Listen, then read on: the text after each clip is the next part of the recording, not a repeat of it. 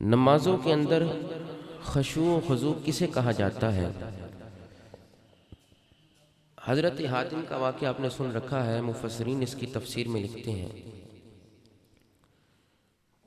کسی نے آپ سے سوال کیا کہ آپ کیسے خشوع و خضوع کے ساتھ نماز پڑھتے ہیں؟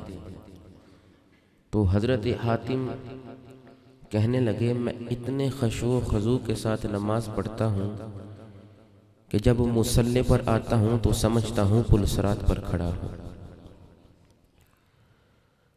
اور اتنا خشوع و خضوع میرا ہوتا ہے کہ میں اپنے دائیں طرف جنت کو جانتا ہوں اور بائیں طرف جہنم کو شمار کرتا ہوں، اور اس یقین سے مصلی پر کھڑے ہو کر نماز پڑھتا ہوں اس طرح لگتا ہے کہ میرے سامنے کعبۃ اللہ شریف ہے، اور اس یقین سے نماز اور اتنے خشوع و خضوع سے پڑھتا ہوں کہ اپنے پیچھے پیارے اسرائیل علیہ السلام کو جانتا ہوں، اتنے خشوع سے میں رب کی نماز ادا کرتا ہوں۔ الذین ھم فی صلاتہم خاشعون کی دوسری تفسیر سنیں۔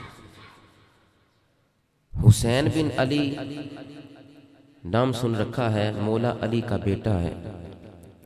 جب آپ وضو کرتے تو آپ کے چہرے کی رنگت تبدیل ہو جاتی۔ کسی نے پوچھا اے حسین بن علی، آپ وضو سے پہلے آپ کا چہرہ ٹھیک ہوتا ہے، وضو کے بعد چہرہ تبدیل ہو جاتا ہے، تغیر اور تبدل آ جاتا ہے آپ کے چہرے کی طرف۔ ہم دیکھتے ہیں تو وہ چہرہ آپ کا نہیں رہتا، وضو کے بعد آپ کا چہرے کا رنگ تبدیل ہو جاتا ہے۔ فرمایا تمہیں پتہ نہیں میں کس بارگاہ کی طرف جا رہا ہوں،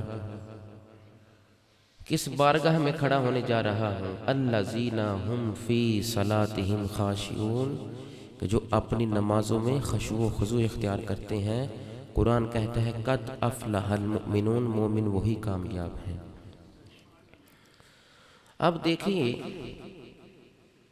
کہ بندہ طویل نمازیں ادا کرے، نوافل ادا کرے، ساری رات قیام کرے، بدن اس کا نماز میں ہو، جسم اس کا نماز میں ہو، ظاہری وجود نماز میں ہو، اعضاء نماز میں ہو، مگر دل کسی اور جگہ پر ہو، دنیا داری میں، تو اس کی نماز کبھی بھی قبول نہیں ہے۔ قبولیت کا درجہ اسے نہیں ملتا، کمال درجے کی وہ نماز نہیں ہے کہ بدن تیرا نماز میں ہے، وجود تیرا نماز میں ہے، اور تو دنیا کے خیالوں میں پھر رہا ہے۔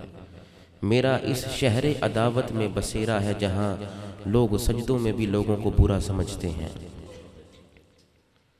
یہ بات یاد رکھیں، قد افلح المؤمنون، مومن فلاح پا گیا۔ کون سا؟ الذین ھم فی صلاتہم خاشعون، جو اپنی نمازوں میں خشوع و خضوع رکھتے ہیں۔ جس سے انسان کی نجات ہے، انسان اسی سے غافل ہے۔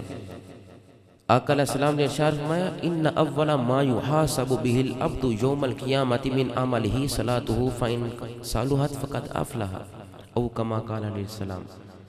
فرمایا بندہ مومن سے اس کے اعمال میں سے ان اول ما یحاسب به العبد، بندے سے جو سب سے پہلا سوال کیا جائے گا یوم القیامہ، قیامت کے دن، من عملہ، تمام اعمال میں سے اس کے عمل کا، صلاتہ، وہ اس کی نماز ہے جس کا سب سے پہلے سوال کیا جائے گا۔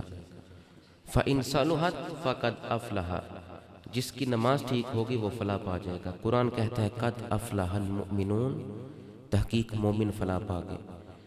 اب قرآن کہتا ہے مومن فلاح پا کے، آقا علیہ السلام فرماتے ہیں فإن صلحت فقد افلح، جس کی نماز ٹھیک ہوگی وہ فلاح پا گیا۔ تو پتہ چلا نماز وہی قبول ہے جو خشوع و خضوع والی ہے۔ جس طرح حضرت حاتم نماز پڑھا کرتے تھے، باجزید بستامی نماز پڑھا کرتے تھے، جنید بغدادی جس طرح نماز پڑھا کرتے تھے، جس طرح بابا فرید الدین اور داتا علی حجویری نماز پڑھا کرتے تھے، جس طرح شاہ لسانی، پیر کیلانی، شیر ربانی نماز پڑھا کرتے تھے، نماز وہ قبول ہے۔ نماز دین اسلام کے بنیادی ارکان میں سے ایک اہم رکن ہے۔ جتنے بھی اسلام کے ارکان ہیں، ارکان خمسہ میں شہادت توحید و رسالت کے بعد جس فریضے کی بجاوری کا حکم دیا ہے وہ نماز ہے۔